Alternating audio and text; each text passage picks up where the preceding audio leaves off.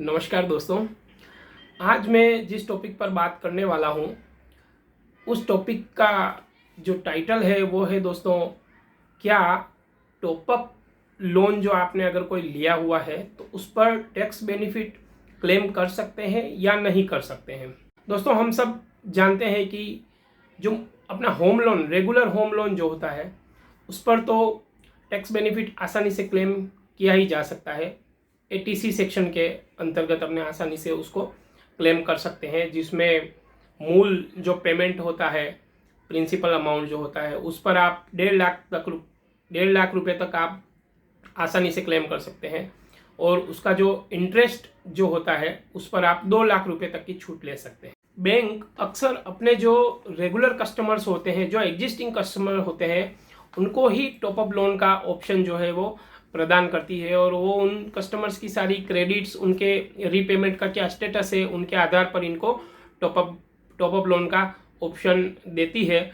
Top up loan इसलिए बोलते हैं क्योंकि वो होम लोन के ऊपर टॉपअप किया जाता है। इसीलिए अगर आपके पास होम लोन है तो ही आपको टॉपअप लोन दिया जाएगा।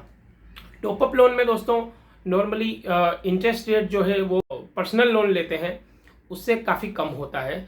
इसलिए ज़्यादातर लोग जो होम लोन, जिनका होम लोन होता है, वो लोग टॉपअप लोन प्रीफर करते हैं।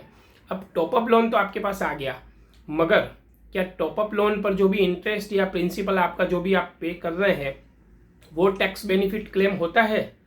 तो जी हाँ दोस्तों, इसमें मैं आपको बताना चाहूँगा कि वो टॉपअप लोन पे जो भी आपका इंटरेस्ट और प्रिंसिपल अमाउंट आप जो भी दे रहे हैं वो बिल्कुल आप टैक्स बेनिफिट के लिए क्लेम कर सकते हैं। अब अगर रेगुलर होम लोन जो है अपना, उसमें तो 2 लाख रुपए तक की अपने को छूट मिल जाती है आसानी से, लेकिन टॉपअप लोन जो है उसमें मैक्सिमम 30,000 तक ही अपने को टैक्स बेनिफिट मिलता है। ये सिंपल सी बात है। और प्रिंसिपल अमाउंट जो है उसमें कोई बेनिफिट नहीं मिलता है, केवल इंटरेस्ट अमाउंट पर 30,000 रुपये तक की ही इसमें छूट मिलती है। दूसरा, डिडक्शन का लाभ केवल तभी मिलेगा जब आपने लोन की रकम का जो इस्तेमाल है वो घर की मरम्मत के लिए या रिपेयर के लिए अगर आपने यूज़ किया है तो उस केस में ही आपको मिलेगा। अगर बच्चे की एजुकेशन के लिए या बच्चे की शादी के लिए और उस केस में अगर आपने पैसा यूज़ किया है तो आपको इसका फ़ायदा बिल्कुल नहीं मिलेगा। अंतिम इम्पोर्टेंट बात यह है कि आप जो भी डॉक्यूमेंट्स हैं, रसीदें हैं, वो बिल्कुल अच्छे से संभाल कर रखिएगा। और उन रसीद से और उन रिसिप्ट से पता चलना चाहिए कि आपने टॉपअप लोन का इस्तेमाल जो है वो प्रॉपर्टी के रिनोवेशन के लिए या कंस्ट्रक्शन के लिए किया है, तो उस केस में ही आपको जो है वो डिडक्शन का लाभ मिल पाएगा। अब दोस्तों, इसमें एक महत्वपूर्ण कंडीशन ये है कि आपका होम लोन हो या टॉपअप लोन, उन दोनों केस में आपको मैक्सिमम इंटरेस्ट रेट पर जो टैक्स बेनिफिट होता है वो 2 लाख तक का ही आपको क्लेम हो सकता है। अब मान लीजिए, आपको मैं एक एग्जांपल के थ्रू समझाता हूँ कि अगर आपने जो टॉपअप लोन का जो इंटरेस्ट यानी ब्याज जो भुगतान किया है वो जैसे 32,000 रुपया आपने भुगतान किया है, ठीक है, तो आपको मैक्सिमम 30,000 रुपये तक ही उसमें बेनिफिट मिलने वाला है।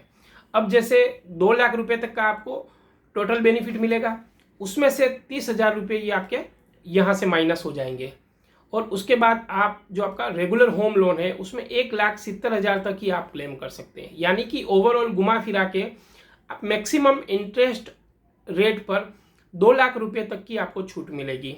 ये उन कंडीशन में बेनिफिट कर जाता है जहाँ पर जैसे कि होम लोन का जो ब्याज है वो अगर मेरा लाख रुपए तक ही मेरा ब्याज जा रहा है और मेरे पास टॉपअप लोन भी है, तो मैं उसका भी वहाँ पर आसानी से क्लेम कर सकता हूँ।